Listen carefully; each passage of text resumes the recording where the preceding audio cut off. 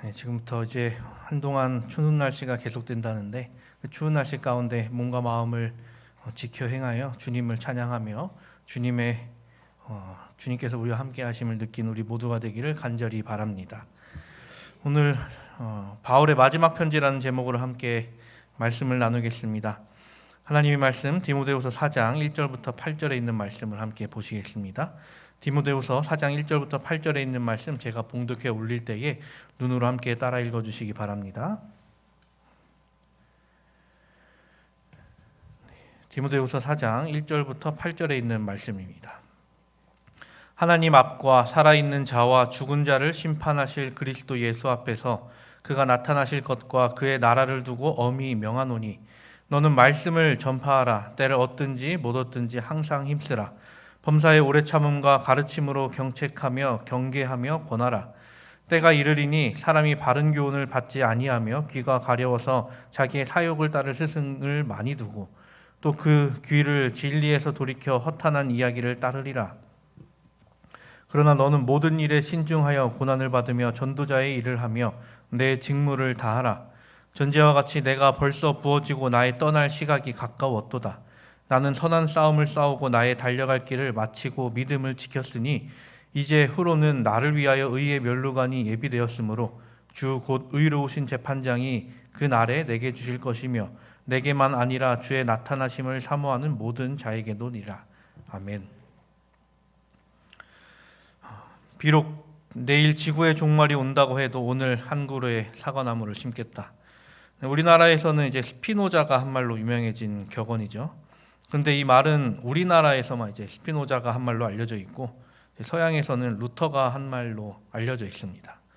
루터가 어릴 적 자기의 일기에 이 말을 썼다고 하지만 이조차도 정확하지는 않습니다. 루터교에서도 이에 대한 말을 전설 정도로 여기고 있다고 하죠. 근데 이 말은 사람에게, 특히 현 시대를 살아가는 사람들에게 필요한 말이라고 생각됩니다. 이 말의 뜻은 한 사람의 노력, 또 한 사람의 성실을 이야기합니다. 이 사과나무라는 것은 우리가 잘 알듯이 유실수입니다. 사과나무는 열매를 맺어야 의미가 있는 존재죠. 그리고 사과나무는 보통 몇 년이 지나야, 한 10년은 훨씬 지나야 첫 열매를 수확하고 쓸만한 열매를 맺으려면 더 긴 세월 돌봐줘야 합니다. 그런데 내일 지구가 멸망한다는데 지금의 사과나무가 무슨 소용이 있을까요? 우리가 이 격언에서 중요한 것은 사과나무가 아니라 이 심는다는 행위입니다. 왜 하필 이 나무를 심는다고 했을까요? 사람은 해야 할 일이 너무나 많은데 말입니다. 그런데 내일 지구의 종말이 온다고 하니 난데없이 계획에도 없던 사과나무를 심는다고 그 사람이 생각을 했을까요? 아닙니다. 이 말을 한 사람은 오래전부터 오늘 이 사과나무를 심을 계획이 있었던 사람이었던 것입니다. 그런데 계획했던 사과나무 심는 날이 되었는데 그 다음날 지구의 종말이 온다고 하는 것이죠. 하지만 이는 다음날 지구의 종말이 오든 오지 않든 상관없이 자기의 계획대로 오늘 사과나무를 심겠다라고 이야기를 한 것입니다. 내일 지구의 종말이 온다고 해도 10년 후에나 따먹을 수 있는 사과나무를 심겠다고 한 것이 아니죠. 내일 지구의 종말이 온다 해도 원래 계획대로 사과나무를 심겠다라고 말한 겁니다. 내일 지구가 멸망한다 하더라도 나는 내가 해야 할 일을 하겠다라고 말한 것입니다. 이 말과는 다르게 현대의 사람들은 일어날 일로 인해서 정말 많은 것을 바꾸면서 살아갑니다.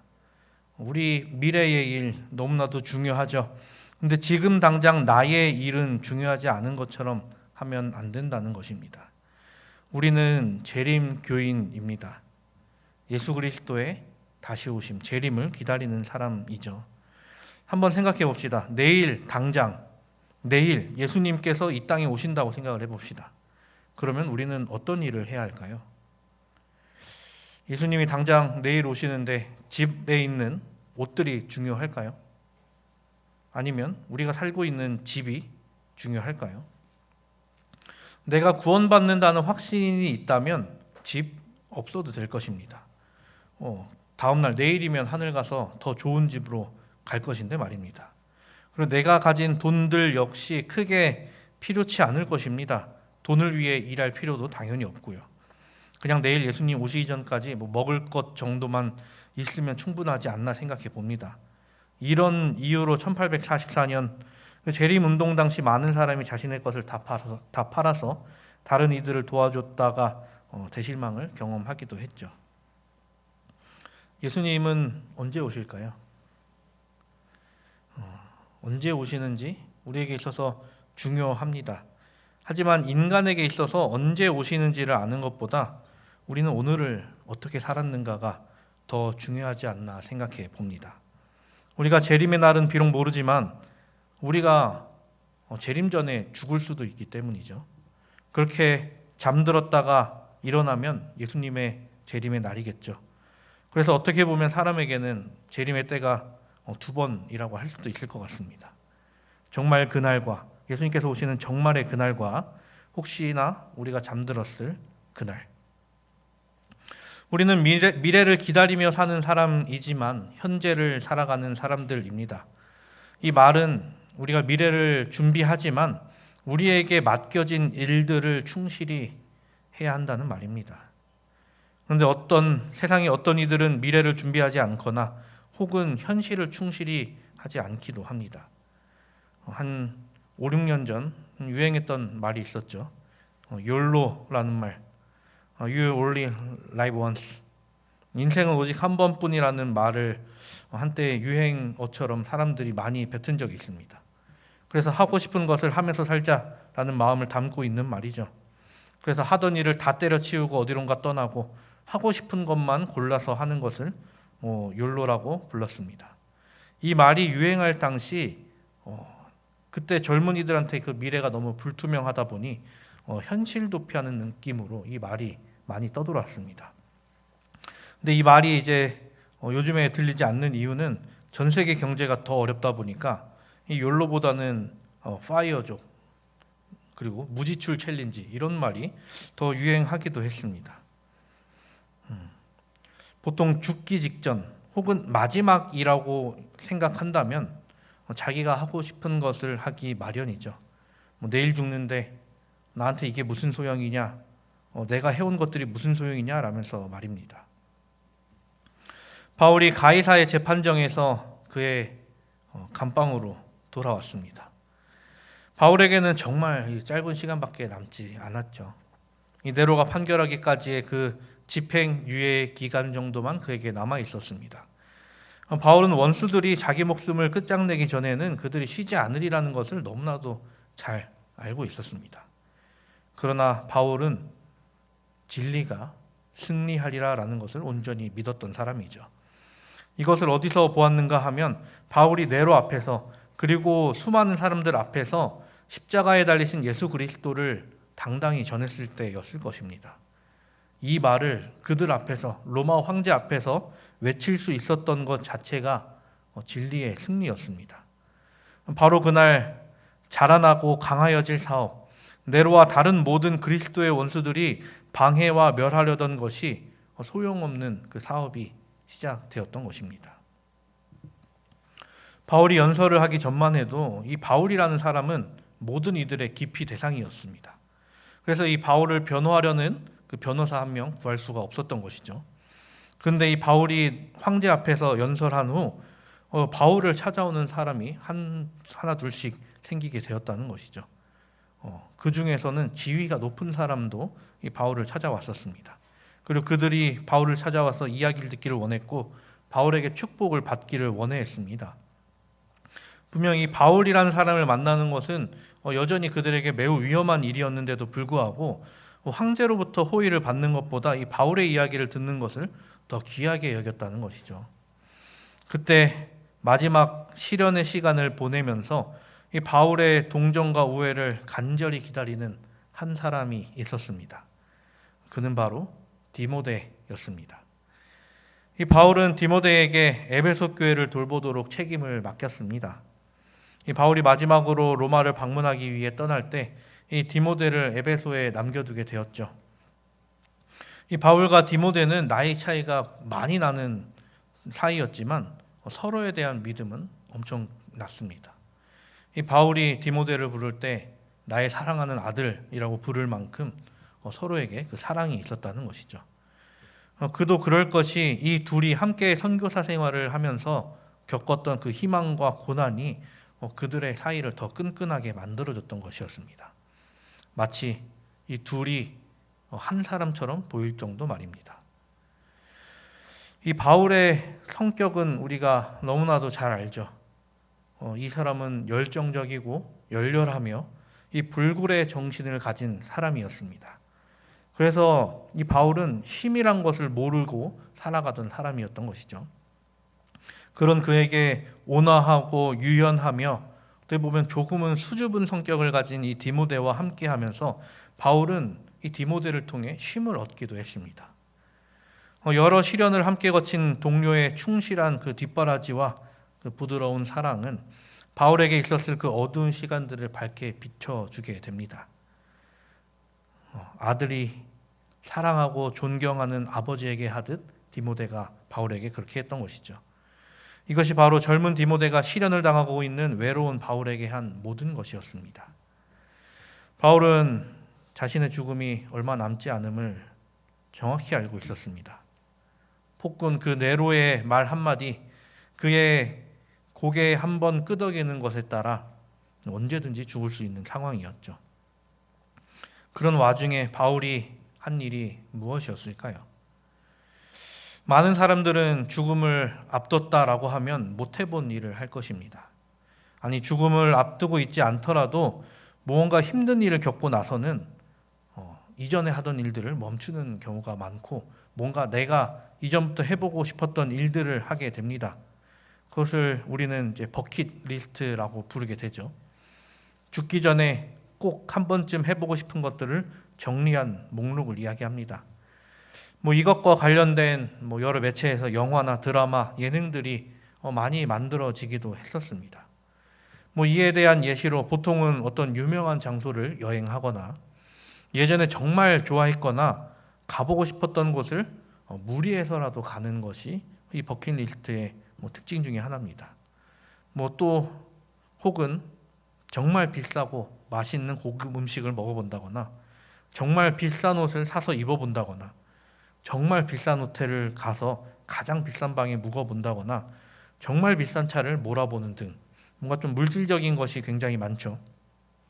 그 외에도 건강했더라면 안 해볼 만한 것, 스카이다이빙이나 정말 높은 곳에서 뛰는 번지 점프 등 평소라면 절대 안 할 것들을 하는 것을 이야기를 합니다.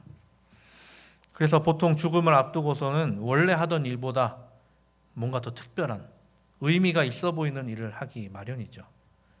그런데 바울이 선택한 일은 무엇이었을까요? 물론 바울이 있던 곳은 어둡고 축축한 그 감옥 아니라서 무언가를 더 하기는 힘들었을 것입니다. 하지만 이런 생각은 할 수 있죠. 이제는 좀 쉴 때가 됐다. 모든 것을 다 내려놓고 좀 쉬자. 바울이 걸어왔던 일들, 해왔던 일들을 생각하면 좀 쉬어도 누가 뭐라 하겠습니까? 죽음을 앞두고 있는 사람이 조금 누워 있는다고 해서, 좀 자고 있는다고 해서 누가 뭐라 그럴 사람이 있을까요? 바울을 찾아오는 사람에게, 바울이 자신을 찾아오는 사람에게 도움을 요청해서 조금의 자유를 얻는 방법도 있었지 않을까 생각을 해봅니다. 근데 바울은 다른 일들, 쉬거나 자유를 얻는 일에 무언가 힘을 쏟는 것이 아니라 편지를 쓰게 됩니다. 지구 멸망 직전에 원래 하려고 했던 사과나무를 심는 것처럼 말입니다. 이 바울은 디모데가 보고 싶었습니다. 그래서 그를 부르려는데 그냥 여기 좀 와줘가 아니라 그의 목회를 위한 말들과 함께 편지를 적어 내려가죠. 이 디모데가 소아시아에서 로마로 도착하기까지는 매우 순조로운 환경 아래에서도 몇 달이 걸리는 상황이었습니다. 이 편지가 디모데에게 전달되는 중에 혹은 편지를 받고 바울을 만나러 오는 중에라도 바울은 언제든지 처형당할 수 있는 상황이었습니다. 그렇게 바울은 디모데를 너무나도 보고 싶고 그가 빨리 왔으면 했지만 바울에게 있어서 가장 중요한 것은 하나님께서 맡겨주신 사명이었습니다. 내가 죽더라도 전해진 이 편지를 통해 이 디모데에게 필요한 권고와 교훈을 담아 편지를 적어 내려갑니다. 유언장이나 다름없는 편지였죠. 바울은 자기 목숨이 왔다 갔다 하는 상황에서도 교회를 향한 염려와 사랑이 더 컸기에 그런 편지를 써내려 갑니다. 그래서 바울은 디모데에게 그의 거룩한 임무를 성실히 하는 일의 중요성을 강조하려고 노력하게 되죠. 그래서 바울은 디모데에게 이렇게 편지합니다. 오늘 본문 1절과 2절입니다. 하나님의 앞과 살아있는 자와 죽은 자를 심판하실 그리스도 예수 앞에서 그가 나타나실 것과 그의 나라를 두고 엄히 명하노니 너는 말씀을 전파하라. 때를 얻든지 못 얻든지 항상 힘쓰라. 범사의 오래 참음과 가르침으로 경책하며 경계하며 권하라. 이 말씀은 이 세상 끝날까지 모든 목사에게 혹은 모든 사역자에게 모든 교역자에게 같은 능력으로 적용되는 말씀입니다. 바울은 디모데에게 하나님 앞에 심판대 앞에 먼저 소환을 합니다. 그리고 사람의 말이나 관습이 아닌 말씀을 전하라라고 명하죠. 우리가 사담 없이 살아갈 수는 없습니다. 그런데 언제든지 어디서든지 누구에게든지 그리스도를 전하라라는 말을 하고 있는 것이죠.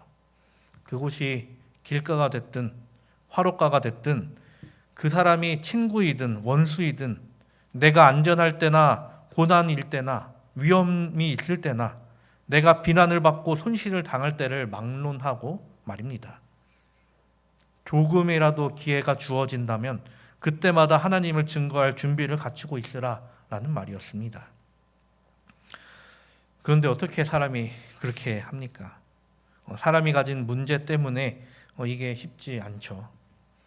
사람이 가진 문제 중 하나는 누구나 이 약점을 가지고 있다는 것. 이것이 몸이나 건강과 관련된 것이라면 더더욱 쉽지 않을 것입니다. 디모데가 그러했습니다. 이 디모데라는 사람은 육체적으로 허약한 것 때문에 늘상 고통을 받아왔다고 합니다. 그런데 바울은 디모데에게 사역하면서 자신의 문제 때문에 결코 업무를 등한히 하지 않도록 그에게 격려하고 경고하고 있었습니다. 디모데의 온순하고 양보하기 쉬운 기질 때문에 이 사업에 있어서 매우 중요한 부분을 피할까 봐 염려한 이 바울의 메시지였죠. 이 바울이 걱정한 부분은 그의 온순한 성격 때문에 사람들에게 이 죄악을 책망하는 일을 안 할까 봐 이렇게 강하게 말했던 것이죠. 그래서 디모데에게 오래 참음과 가르침으로 하라라고 전합니다. 이 말씀의 진리로 그의 책망을 설명해 주면서도 그리스도의 인내와 사랑을 보여주도록 말입니다. 죄를 미워하고 책망하면서 동시에 죄인에 대한 동정과 친절을 나타내는 것 너무나 어렵죠. 마음과 생애를 거룩하게 하려는 우리 자신들의 노력이 열렬하면 열렬할수록 이 죄에 대한 우리의 이 지각은 더욱 예민해지게 됩니다.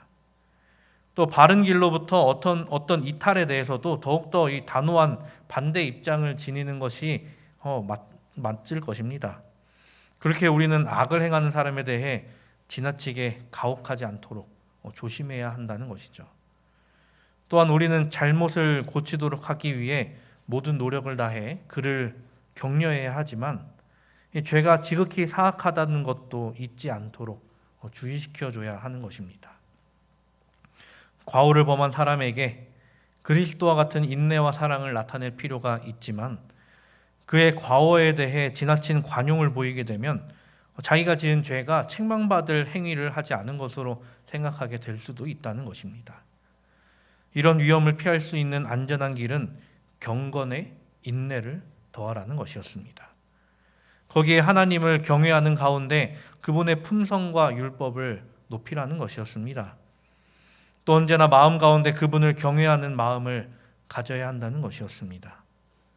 기도와 하나님의 말씀을 읽는 일을 통해 하나님과 교통하고 소통하는 것만이 그분의 품성의 거룩함에 대한 그 감각을 개발하게 되는 것이죠. 이것을 알려주기 위해 디모데를 찾았던 바울이었습니다. 바울은 계속해서 편지를 합니다. 5절입니다.